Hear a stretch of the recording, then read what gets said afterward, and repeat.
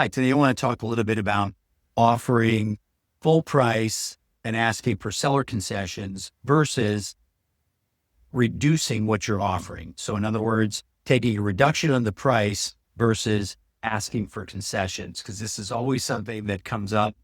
And a lot of it's going to depend on what is going on with that particular home. In other words, is it a home that's been on the market for a while?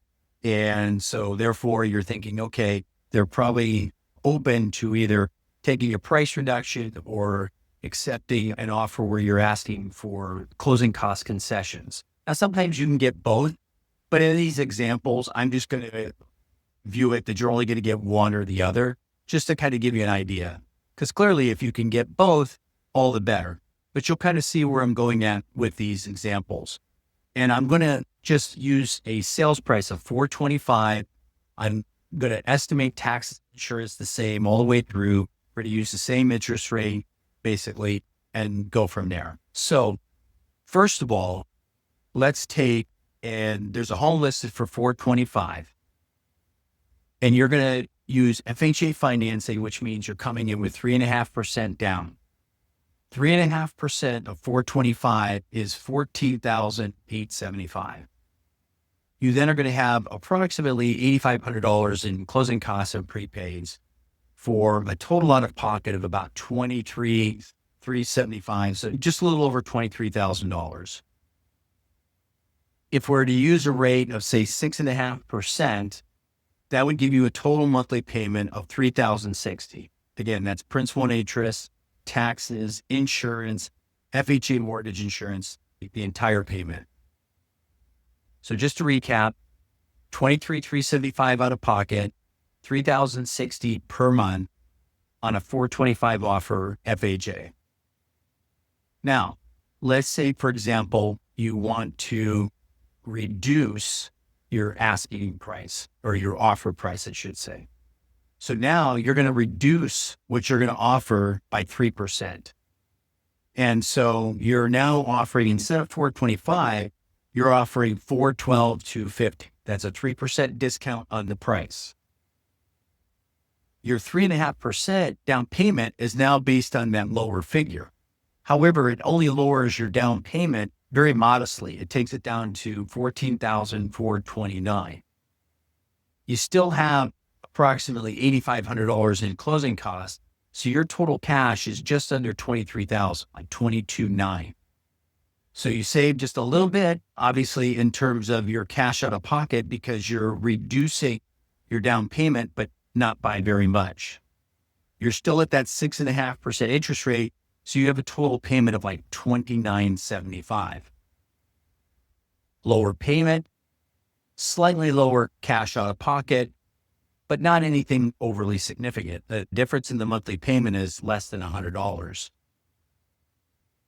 Now, let's take what I think is the best strategy, which is you offer the $425,000, but you now ask for 3% in seller concessions that you can use towards your closing costs of prepaids. 3% on $425 is $12,750. So it's actually greater than that $8,500. That difference I can then use to buy down the rate ever so slightly. So using this same example, I'll use the seller $12,750 that they're crediting you towards your closing costs, cover that original $8,500, apply the difference to buy down the rate a little bit. So now instead of 6.5%, you're getting 6.25%. At 6.25%, your total monthly payment is $29.90. So it's only $15 more than the example where you're offering less. In other words, you offered 3% less on the home. That gives you the lowest monthly payment because you're borrowing the least amount. However, this is only $15 more. And here's the best part. Now you're only coming in with your down payment, $14,875.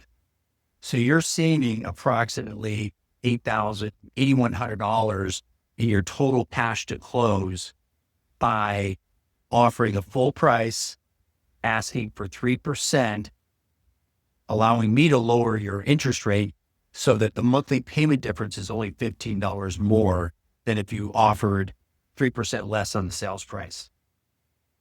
So listen, I hope all of these numbers make sense. I hope that if you have any additional questions on getting seller concessions versus reducing your price, you'll reach out to us, talk to us. When we get you pre-approved, we then work in conjunction with your realtor. And again, depending upon what's going on with the home, hey, does it make sense to offer full price, but get concessions? Or like I said, sometimes you can even get lucky, offer a lower price and also get concessions. And that's obviously a win-win. But if you can't get both, it's always better, in my opinion, to get the concessions versus reducing the price. All right, again, hope you found this helpful. Hope you found it informative. Please reach out if you have any questions, concerns about the mortgage process, getting qualified, doing concessions, not doing concessions. We're always here to assist you, always here to help. Just call or text us. Take care. Talk to you soon. Bye-bye.